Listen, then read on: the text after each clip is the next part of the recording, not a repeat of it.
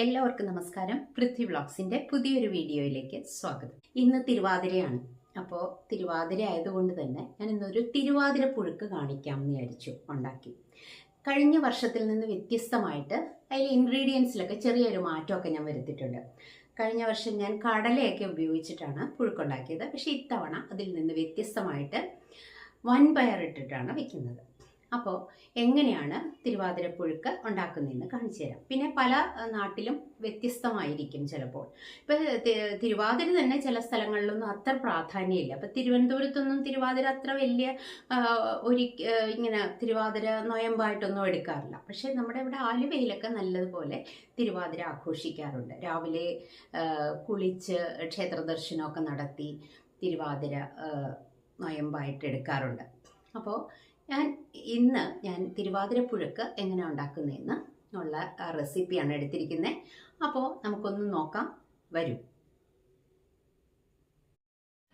തിരുവാതിര പുഴുക്കിന് സാധാരണയായിട്ട് കിഴങ്ങ് വർഗ്ഗങ്ങൾ നമ്മുടെ കയ്യിൽ കിട്ടുന്നത്, അതായത് കാച്ചിൽ, ചേന, ചേമ്പ്, പിന്നെ കൂർക്ക, മധുരക്കിഴങ്ങ്, എന്ത് വേണമെങ്കിലും ചേർക്കാം. അപ്പോൾ ഞാനിവിടെ കപ്പയും ചേനയും കാച്ചിലും ഒക്കെ തൊണ്ട് കളഞ്ഞൊക്കെ കട്ട് ചെയ്ത് വെച്ചിട്ടുണ്ട്. ഇത് വൻപയറിട്ടാണ് വയ്ക്കുന്നതെന്ന് ഞാൻ പറഞ്ഞല്ലോ. അത് തലേദിവസം തന്നെ വെള്ളമൊഴിച്ച് സോക്ക് ചെയ്ത് വെച്ചതാണ്. അത് കഴുകി ഒരു കുക്കറിലേക്ക് ഇട്ടിട്ടുണ്ട്. കുറച്ച് വെള്ളം ഒഴിച്ച് അടുപ്പത്ത് വെച്ച് നമുക്കൊരു 3-4 വിസിൽ അടുപ്പിച്ചെടുക്കാം. ഒപ്പം തന്നെ നമ്മൾ വേറൊരു ചട്ടി, ഒരു ചീനച്ചട്ടിയാണ് ഞാൻ എടുത്തിരിക്കുന്നത്. അതിലേക്ക് കിഴങ്ങിന് കുറച്ച് ഒന്ന് തിളച്ച് കഴിഞ്ഞാൽ വേവും. അപ്പോൾ അതുകൊണ്ട് അത് കട്ട് ചെയ്ത് കഴുകി ആദ്യം അതിട്ട് കൊടുത്തു. അത് കഴിഞ്ഞിട്ട് ഇത് കാച്ചിലിട്ട് കൊടുത്തിരിക്കുകയാണ്. അപ്പോൾ വേവ് അനുസരിച്ച് ഇപ്പം കൂടുതൽ വേവാനായിട്ട് താമസമുള്ളത് ഞാൻ കുക്കറിൽ വേവിച്ചിട്ട് ഇതിലേക്ക് ചേർത്ത് കൊടുക്കുക ചെയ്യാൻ പോകുന്നത്. കുറച്ച് മഞ്ഞൾപ്പൊടി ഇട്ട് കൊടുത്തു, കുരുമുളക് പൊടി ഇട്ട് കൊടുത്തു. ഇനിയും അല്പം മുളക് പൊടി വേണമെങ്കിൽ ചേർത്ത് കൊടുക്കാം. ഞാൻ എരിവുള്ള മുളക് പൊടിയാണ് ഒരു 1/2 ടീസ്പൂൺ ചേർത്ത് കൊടുത്തിരിക്കുന്നത്. എന്നിട്ട് ഇത് നല്ലതുപോലെ തിളച്ച് വെന്ത് വരുന്നുണ്ട്. അപ്പോൾ അത് കഴിഞ്ഞിട്ട് ഞാൻ കുറച്ചൊന്ന് വെന്ത് കഴിയുമ്പോൾ ഞാൻ ഇവിടെ ഉപ്പ് ചേർത്ത് കൊടുക്കുന്നത്.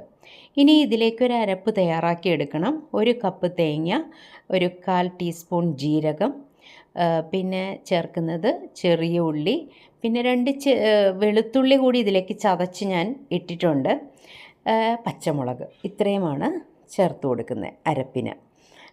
ഇത് ഇടയ്ക്ക് ഞാൻ അതിനകത്തേക്ക് വേറെ കഷ്ണങ്ങൾ, അതായത് പെട്ടെന്ന് വേവുന്ന സാധനങ്ങൾ ഞാൻ പതുക്കെ ഇടുന്നുള്ളൂ. അതായത് മധുരക്കിഴങ്ങ് ഒന്ന് തിളച്ചാൽ വെന്ത് കിട്ടും. എല്ലാം തിളച്ച് വെന്തിട്ടുണ്ട്. അപ്പോൾ അതിലേക്ക് ഒരല്പം പഞ്ചസാര ഞാൻ ചേർത്ത് കൊടുക്കുന്നുണ്ട്. ഇതെല്ലാം എരിവൊക്കെ ഒന്ന് ബാലൻസ്ഡ് ആയിട്ട് കിട്ടാനാണ്. അപ്പോഴത്തേക്കും നമ്മൾ അരച്ച് വച്ചിരുന്ന അരപ്പ് ഇതിലേക്ക് ചേർത്ത് കൊടുത്തു. ഇനിയും നല്ലതുപോലെ ഒന്ന് ഇളക്കി യോജിപ്പിച്ചാൽ മാത്രം മതി. അത് വളരെ ഈസിയാണ് പുഴുക്കുണ്ടാക്കാൻ. എല്ലാ കിഴങ്ങ് വർഗ്ഗങ്ങളും ഒന്ന് വേവിച്ചെടുക്കുക. പിന്നെ നമ്മളിതിൽ ഉപയോഗിക്കുന്നത് വൻപയറാണെങ്കിൽ അത്, മുതിരയാണെങ്കിൽ അങ്ങനെ. മുതിരയും വൻപയറും ഒക്കെ ആണെങ്കിൽ തലേദിവസം ഒന്ന് കുതിർത്തി വെക്കുന്നത് നല്ലതാണ്, എളുപ്പം വെന്ത് കിട്ടാനായിട്ട്. എന്നിട്ട് എല്ലാം കൂടി ഒന്ന് മിക്സ് ചെയ്താൽ മതി, അരപ്പും ചേർത്ത് കൊടുത്താൽ മതി. വളരെ ടേസ്റ്റിയാണ്. പിന്നെ ഇത് നമ്മൾ സാധാരണ ഗോതമ്പ് കഞ്ഞിയുടെ കൂടെയാണ് കഴിക്കുന്നത്. എല്ലാം തിളച്ച് വെന്തെല്ലാം റെഡി ആയിട്ടുണ്ട്. ഉപ്പൊക്കെ പാകത്തിനുണ്ട്. കുറച്ച് കറിവേപ്പില ഇട്ട് കൊടുത്തിട്ടുണ്ട്.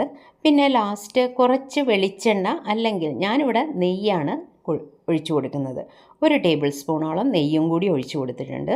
സ്റ്റൗ ഓഫ് ചെയ്ത് വെച്ച് നടച്ച് ഒരു 2-3 മിനിറ്റ് കഴിയുമ്പോൾ നമുക്കെടുത്ത് സെർവ് ചെയ്യാം.